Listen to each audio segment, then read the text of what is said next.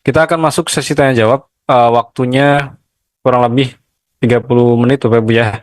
30 menit kita malam hari ini sampai jam 9. Waktunya sangat terbatas. Eh, saya persilahkan untuk yang mungkin belum bertanya ya. Untuk yang pertama saya persilahkan Bapak Abah Yaman.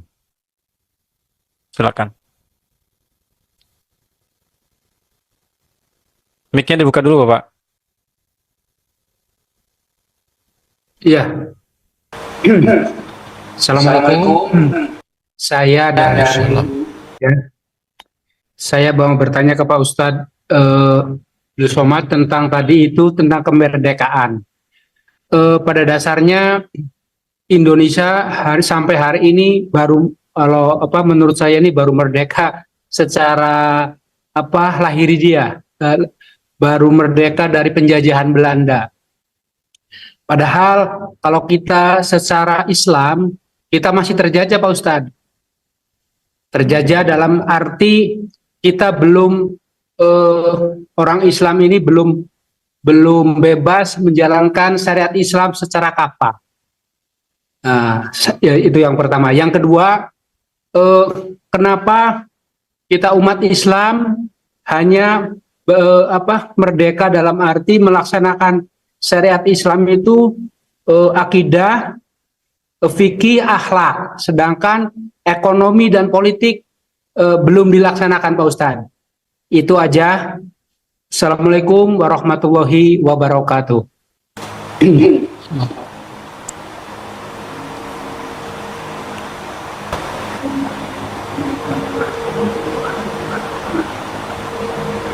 Baik. Menjalankan syariat Islam bagi pemeluknya bunyi sila pertama. Pancasila, satu ketuhanan dengan menjalankan syariat Islam bagi pemeluknya. Ini tidak disetujui saudara kita dari timur yang belum paham. Komunikasi tidak secanggih sekarang. Sementara kita berhadapan dengan Belanda, sekutu, ditambah lagi Jepang, ditambah komunis. Daripada kita sibuk sendiri berjuang, maka para ulama kita berijtihad. Kalau begitu Pancasila kita buang 7 kata menjalankan syariat Islam bagi pemeluknya. Jadi kalau gitu ketuhanan yang Maha Esa. Begitulah legowonya, berlapang dadanya para ulama kita demi persatuan, demi keutuhan bangsa. Apakah kita tidak bisa menjalankan syariat Islam? Bisa. Melalui apa? Melalui musyawarah, permusyawaratan. Sila yang keempat. Bermusyawarah, maka kita bisa menjalankan syariat Islam.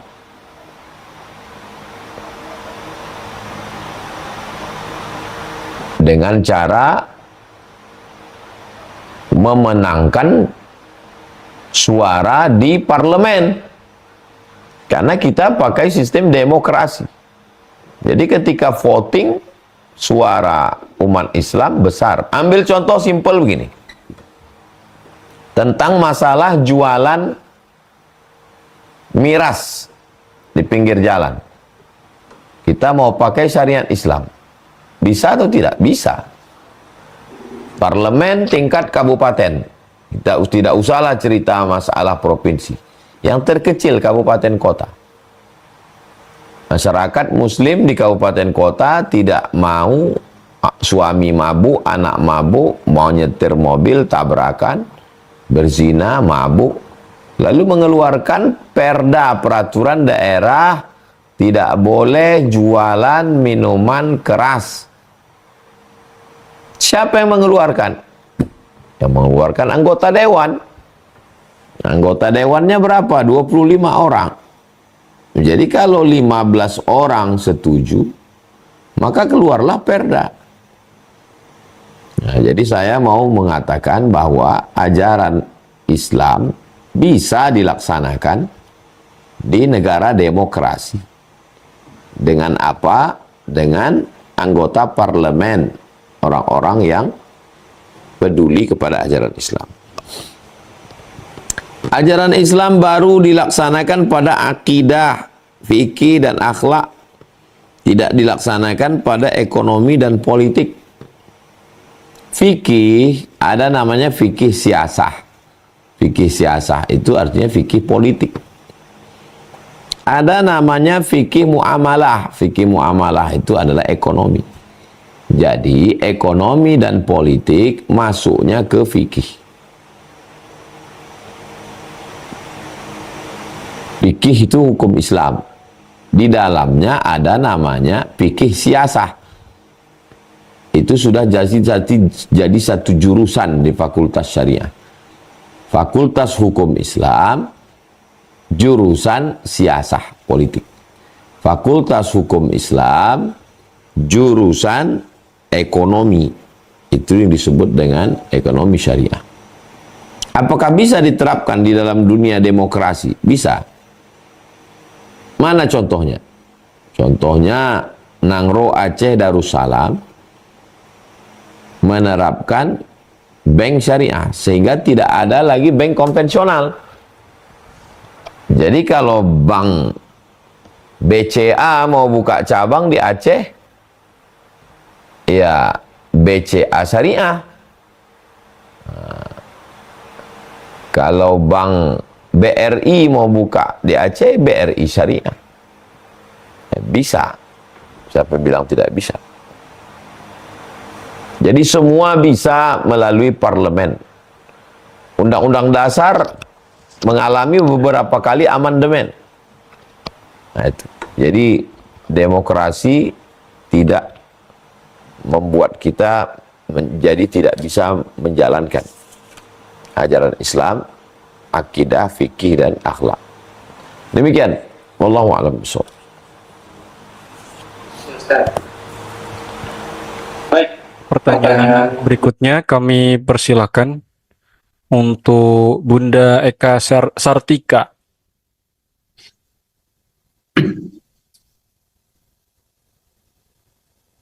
Mic-nya dibuka dulu Ibu, silakan. Tap dulu layarnya, klik mic-nya.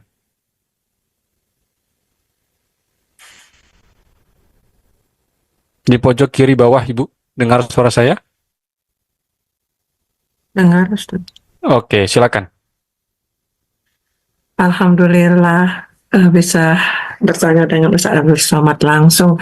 Assalamualaikum warahmatullahi wabarakatuh, Ustaz. Saya follower Ustaz yang sering jadi IG. Kemarin senang sekali waktu lihat Ustaz naik mobil bersama Sami dan Abdul Azhara. Alhamdulillah. Ustaz, ini pertanyaan saya. Sebenarnya mau nanya ini, misalnya tentang orang tua agak keluar dari tema, Ustaz. Gini Ustaz ya, agak pribadi sebenarnya Ustaz ya. Saya punya orang tua, masih lengkap orang tuanya, yang sudah sepuh gitu. Kami jauh, tapi Ustaz, saya jauh dari orang tua, sementara di sana ada adik laki-laki yang serumah. Terus punya adik juga laki-laki yang jauh juga. Nah, sering sakit. Nah, gimana status saya sebagai perempuan, Ustaz? Ya, karena kadang-kadang misalnya untuk bisa melihat orang tua harus izin suami. Suami sering bilang anak laki-laki loh yang lebih utama. Itu Ustaz, gimana? Mau pencerahan dari Ustadz, karena saya sedih juga, tapi mau berangkat sendirian, nggak bisa Ustadz, untuk gini. Ya gimana, minta pencerahan Ustadz, apa yang mesti saya lakukan dengan kondisi orang tua yang jauh dan sedang sakit-sakitan. Itu Ustadz, terima kasih Ustadz. Assalamualaikum warahmatullahi wabarakatuh. Wassalamualaikum warahmatullahi wabarakatuh. Man ghaziyan faqad ghaza. Siapa yang menyiapkan alat perang, maka dia sama seperti orang yang berperang. Jadi Utsman bin Affan itu tidak ikut perang karena istrinya sakit, tapi dia tetap dapat pahala perang.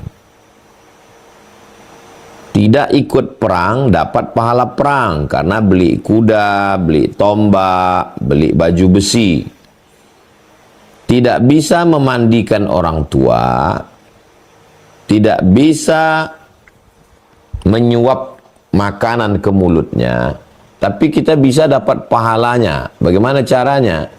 Kira-kira berapa membayar jasa orang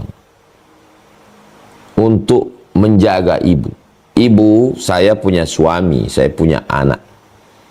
Kira-kira berapa membayar jasa orang? Musyawarah antar keluarga.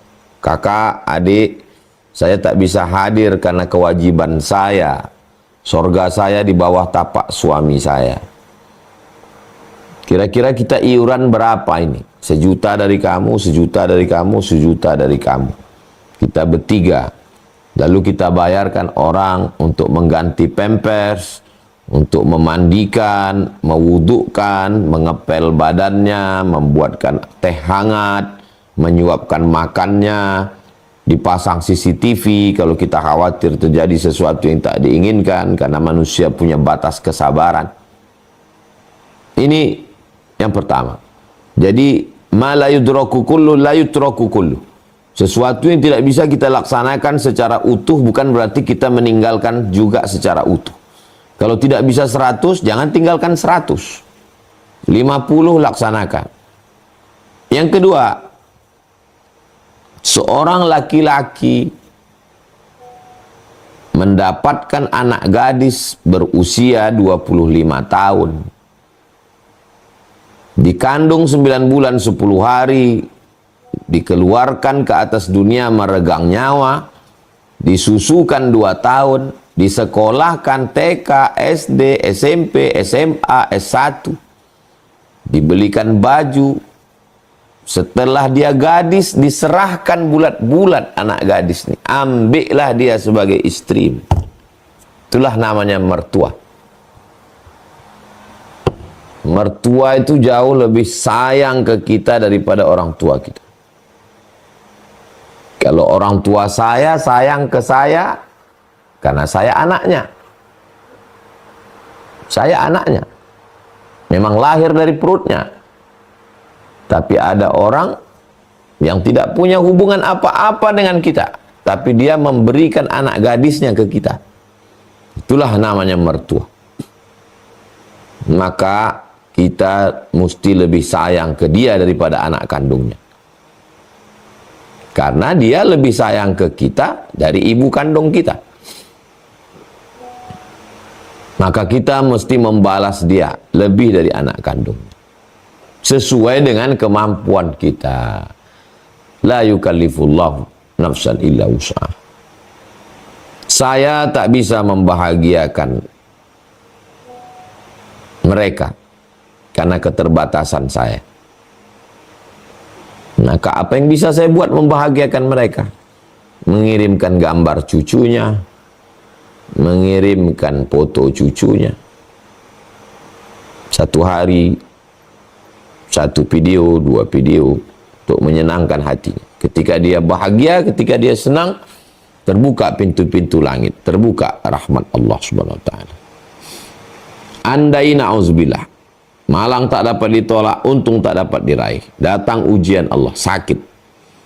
Maka bermusyawarahlah kita. Karena Allah menyuruh wa amruhum syura bainahum. Bermusyawarah. Saya sebagai menantu, ini anak, ini saudara. Kira-kira apa yang bisa kita lakukan untuk orang tua? Macam menarik rambut di atas tepung. Tepungnya tidak rusak, rambutnya juga bisa ditarik. Karena kalau mau menunjukkan keegoan kita, kita akan berkata, ini istri saya, surgamu sudah beralih, bla bla bla bla, dan seterusnya. Islam ini tidak hanya hukum, tapi juga ada akhlak yang lebih tinggi daripada hukum. Kalau pakai rasional, pakai dalil-dalil, ada 1000 dalil Tapi kalau sudah menyentuh hati, maka meleburlah dalil-dalil itu semua. Mudah-mudahan kita lebih mengedepankan hati, perasaan, sehingga kita bisa berbuat baik pada orang-orang yang sudah berjasa dalam hidup kita. Demikian, wallahu a'lam bishawab. Barakallahu. Baik, terima kasih Bu Eka Sartika. Ya, terima Mudah-mudahan kasih. terjawab. Baik, satu lagi ya pertanyaan kami persilakan berikutnya. Eh, Ibu Risna, silakan mic-nya dibuka. Assalamualaikum Ustaz. Waalaikumsalam. Izin bertanya Ustaz. Tapi ini keluar dari konteks pembahasan kita Ustaz. Ya. Pertanyaan anak, biasanya mahasiswa sering terjadi kayak menjoki tugas Ustaz. Jadi pertanyaan anak, apa hukumnya menjoki dan orang yang menjokikan, yang menggawiakan jokiannya Ustaz? Man ghasyana falaysa minna. Siapa yang nipu, maka bukan umat Nabi Muhammad SAW. Orang yang menyediakan dirinya untuk melakukan tugas makalah, untuk membuatkan skripsi, disertasi, tesis, ujian, lalu kemudian orang yang membayar, maka semuanya masuk dalam sindikat penipuan, memperbanyak penjahat-penjahat intelektual. Saya menulis tesis saya sendiri. Saya menulis disertasi saya sendiri di tengah kesibukan saya. Saya kosongkan, tidak ada jadwal ceramah. Saya fokus menulis. Karena kalau kita dapat ijazahnya palsu, ijazah palsu bohong ini kita jadikan sebagai tiket untuk bekerja, maka pekerjaannya juga bohong, duitnya juga bohong. Satu bohong akan ditutupi bohong-bohong berikutnya. 100 bohong akan menutupi satu bohong. Satu bohong tutup 2 bohong, 3 bohong, bohong. Dusta. Nauzubillah. Jadi cobalah untuk jujur kepada diri sendiri. Jangan pakai joki. Kalau memang itu batas kemampuan kita untuk lulus, ya itulah. Kalau memang itulah nilai kita, ya itulah nilai kita. Jadi tidak usah bohong. Saya berusaha untuk tidak bohong. Saya hanya menyampaikan yang saya tahu, yang saya faham. Jadi kalau mau memperbaiki kualitas masyarakat Indonesia, perjokian ini mesti ditindak. Sebagai ustadz saya menjelaskan hukumnya, sebagai penegak hukum, polisi, sebagai pengelola pendidikan, pejabat-pejabat, para rektor, dekan, ketua jurusan harus bersikap tegas. Demikian, wallahu a'lam bishawab. Allah, terima kasih Ustaz Abdul Somad atas jawabannya. Baik, Bapak Ibu yang dirahmati Allah, kita hari ini sampai jam 9 ya, karena setelah ini masih ada agenda lagi untuk Ustaz Abdul Somad. Mohon maaf dan terima kasih atas pertanyaannya untuk 3 orang. Insyaallah untuk yang lain kita lanjutkan di pekan berikutnya. Terakhir Ustadz sebagai closing statement dan juga nanti ditutup dengan doa. Kita tahu Ustadz ya bahwa kemerdekaan negara kita itu hari ini itu diperjuangkan oleh para alim ulama dan para pejuang kemerdekaan. Betapa luas dan betapa terangnya kuburan mereka Ustadz. Karena amal jariah mereka, kita hari ini bisa menikmati kemerdekaan. Pertanyaan Ustadz, hari ini kan kita nggak lagi melawan penjajah. Penjajah Belanda udah tidak ada lagi. Jepang udah tidak ada lagi. Kira-kira kalau para pahlawan itu berjihad dengan melawan, mengusir penjajah, kira-kira jihad apa yang bisa kita lakukan, Ustaz? Kalau kita kepingin juga pengen punya amal solih, amal jariah sebagaimana para pahlawan kita. Apa amalan kita, apa jihad-jihad yang bisa kita lakukan, Ustaz? Karena jihad ini maknanya bukan hanya berperang, Ustaz ya. Apa yang bisa kita isi di kemerdekaan ini? Saya bacakan puisi yang saya tulis 17 Agustus. Ketika sekolah rendah biaya. Itulah makna merdeka. Jadi yang punya kekuasaan, turunkanlah biaya pendidikan. Yang orang kaya, supportlah lembaga pendidikan. Apa itu merdeka? Ketika sekolah rendah biaya. Saat kuliah ada beasiswa. Perusahaan-perusahaan buat beasiswa. Lembaga-lembaga pendidikan, pejabat-pejabat, tamat, tersedia lapangan kerja. Tanpa ordal papa dan mama. Saat meminang belayan jiwa, tak terhalang biaya pesta. Bebas dari 1000 tanya, kenapa belum menikah jua? Punya anak soleh-solehah, samawa hingga ke surga. Tak dirusak uang belanja. Tagihan kredit. Kita belum merdeka. Merdeka dari Belanda ya, tapi tagihan kredit. Pinjol membuat sakit kepala. Susah lapangan kerja. Hidup sedap sementara. Karena BLT musiman saja. Anak menantu naik karena mertua. KKN. Hidup bebas berkarya. Itulah merdeka. Tanpa ada kasus menyandra. Mahasiswa bisu 1000 bahasa. Karena undangan makan bersama. Masih terjajah. Tapi ingat, kuasa tak lama. Salah-salah bisa masuk penjara. Selama ini senang sentosa, makan belut, goreng oli dalam belanga. Licin, tak tersentuh, untouchable. Licin tak terduga, sain kanan belok kiri rupanya. Sepandai-pandai menyimpan bangkai buaya, sedang cicak tercium jua. Tak ada kejahatan yang sempurna. Gusti Allah mboten sare, kata orang Jawa. Pahami dengan baik, berjuang dengan potensi yang ada pada diri kita sebagai manusia, sebagai mahasiswa, sebagai penguasa, sebagai orang kaya, sebagai rakyat jelata. Insya Allah kita semua akan merdeka dari penjajahan-penjajahan ini, insya Allah. Demikian Bang Alvin.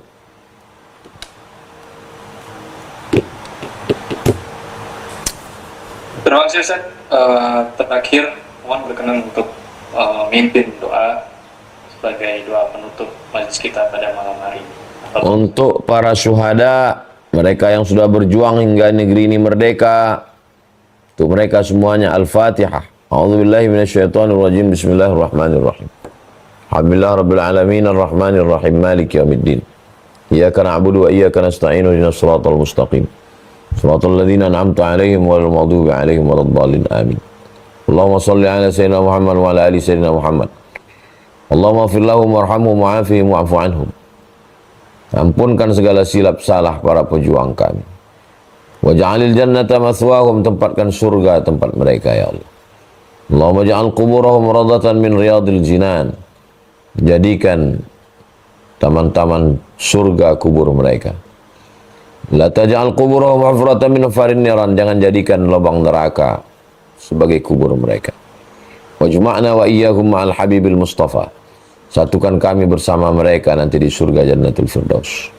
Ma'an nabiyyin, bersama para nabi, wasiddiqin, bersama orang yang benar, wasyuhada, bersama orang mati syahid, wassalihin, bersama orang salih. Wafiq ulata umurina, pemimpin-pemimpin kami. Condongkan hati mereka untuk menolong agamamu dengan kekuasaan yang kau titipkan di ujung jari mereka. Allahumma ja'al hadzal balada baladan amina. Jadikan negeri ini, Republik Indonesia, negeri yang aman, damai. Allahumma dafa'an al-ghala wal waba wal fahsya wal riba wal zina wal munkar. Selamatkan negeri ini dari malapetaka, bencana, riba, zina, narkoba, perbuatan keji dan munkar. Min baladina hadha Indonesia. Selamatkan Indonesia ya Allah. Allahumma khtim lana bi husnil khatimah. Tutup umur kami dengan husnul khatimah. Semua jamaah, waftah lana abwabal khair, bukakan untuk kami pintu kebaikan. Wa abwabal rizqi, pintu rezeki. Wa abwabal barakah, pintu keberkahan. Rabbana atina fid dunya hasanah, fil akhirati hasanah wa qina azaban nar. Wa sallallahu ala sayyidina Muhammad wa ala alihi wasallam walhamdulillahi rabbil alamin. Taqabbalallahu minkum minna wa minkum taqabbal ya karim. Terima kasih Bang Alvin Firdaus beserta seluruh tim. Mohon maaf atas segala kesilapan dan kekhilafan. Aku qawli hadza astaghfirullah li wa lakum. Wassalamualaikum warahmatullahi wabarakatuh.